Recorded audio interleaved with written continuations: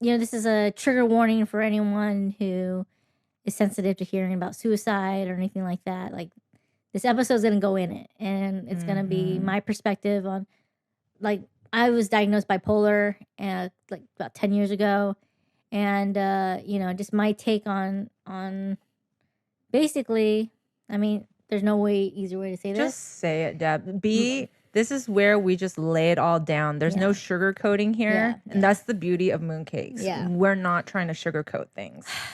You know, basically, my mom passed away due to suicide. I mean, there's no other way to put it. She did it by hanging herself. And I know that sounds really dark and sounds really just sad and everything, but I want people to know how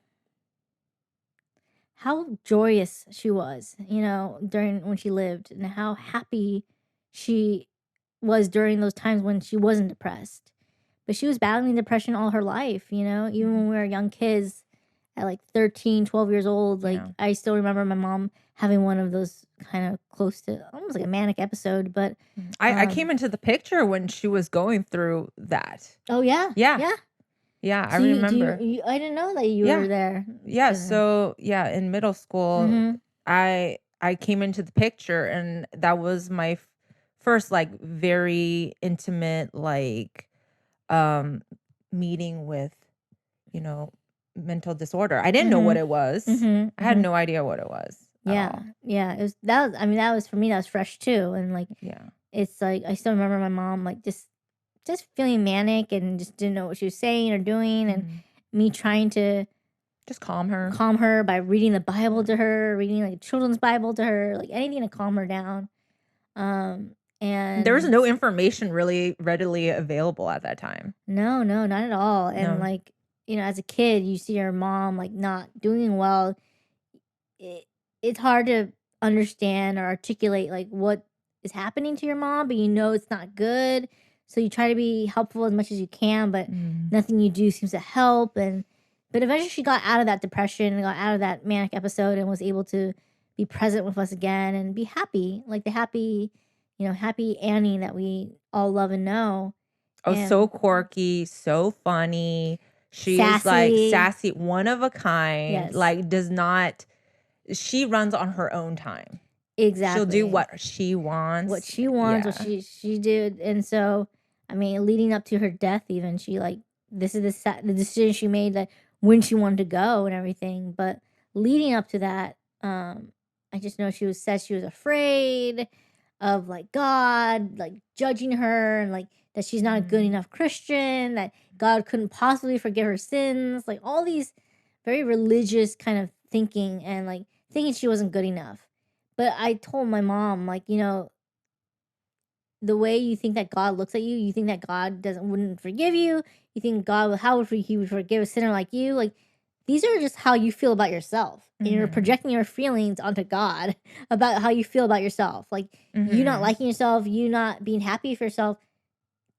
Don't put that on God, like, and saying like, "Oh, God wouldn't," like. No, that's Mhm. on you. Mhm. That's on your own self esteem. And so Mhm. she just wasn't feeling great about herself, and she was doom scrolling, meaning like she was looking at like videos on YouTube talking about the end of the world and Mhm.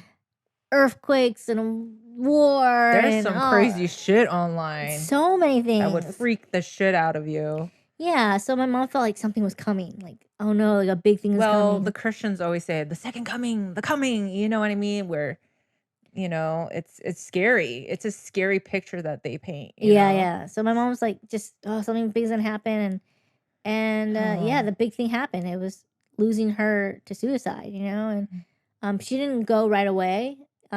Like, she was in a vegetative state and had on a ventilator for like a couple days, and then until we decided as a family, we decided right away, like after hearing from the doctors saying that, like, this is it, like she's not coming back as the Annie that that's the person that like, if we were to there are two ways you can go about this. You either let that person go and like they make it as comfortable as possible for them, or you keep them in this vegetative state and get a feeding tube in their stomach and a catheter and like all these things to keep their body functioning. But that's it.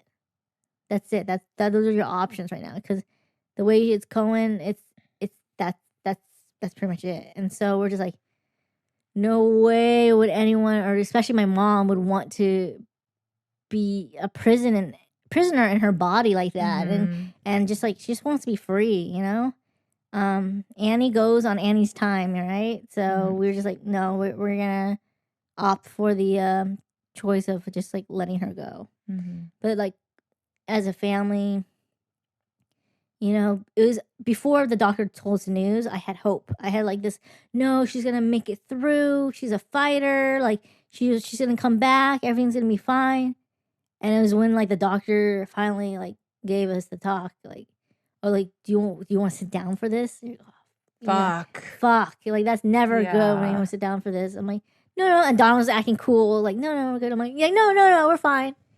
And that's when it wasn't fine. Yeah. And like, he told us, like, I'm sorry, like, that's just the reality of it. Like, God, it must have been like an unreal moment. Yeah. To hear that. Yeah, because she was exhibiting a type of seizure. It's a particular type of seizure that doctors see that shows that it's 99.9% that like she has severe brain damage, and if she were to come back, she won't be the same person. Yeah.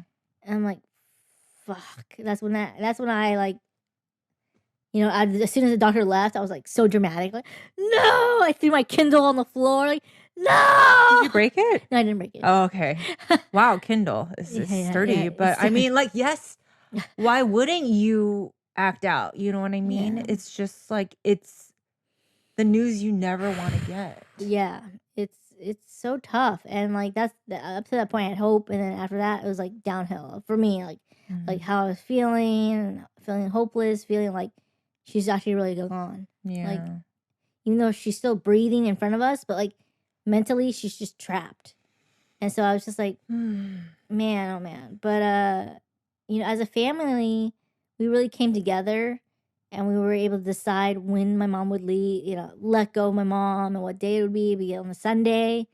It was on a Sunday. I remember that. Yeah. Yeah, and that I got to have one last night with my mom overnight. I got to stay that last night she had on Earth, and I kept her company throughout the night. I like sang to her. I read poems. I talked to her. Just anything I could do, anything, and just hold her hand a little bit, and just be there. Let her know that like she's not alone. And that's and then hearing, like, knowing that the night was coming to an end, and that the day was breaking in and daylight was coming through. That's when like the realization, like, oh my gosh, this is like the final hour, you know, the final countdown. It's happening. We're just going closer and closer to that moment, that date, that time. Like, when you have to say goodbye when you forever. have to officially say goodbye forever. Exactly. Well, I wouldn't say forever, because I always feel like, well, physically, physically saying saying goodbye. But for, you know, for how long, you know what I mean? It's unknown. Exactly. So, but yeah, it's we thought as soon as they took her off the ventilator, we thought like, oh, she's gonna go really quickly. Homegirl like stayed with us for like 2 hours. Wow. And it was only until they actually like they took her off the ventilator, but they left the tube in. But they took her off the ventilator, but she was still able to breathe on her own with the tube in. And then as soon as they're like, okay, like now we're gonna next thing we're gonna do after that, since it's been 2 hours, it's like we're gonna actually officially take the tube that's down her throat. We're gonna take that out. And as soon as he said that, like, me and Dawn are like, oh, like we gotta be there, you know. And my sister Diana and my dad went to use the restroom, and so they took out the tube.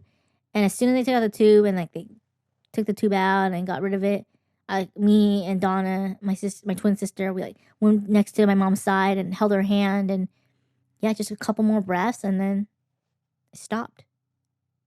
And then you could just feel this warm, living body just become stiff and cold.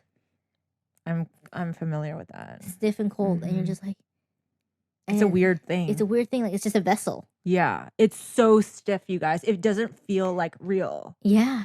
It's strange. It's like you think our body would be so pliable and flexible, Yes. even though it's like, your soul's gone. Mhm.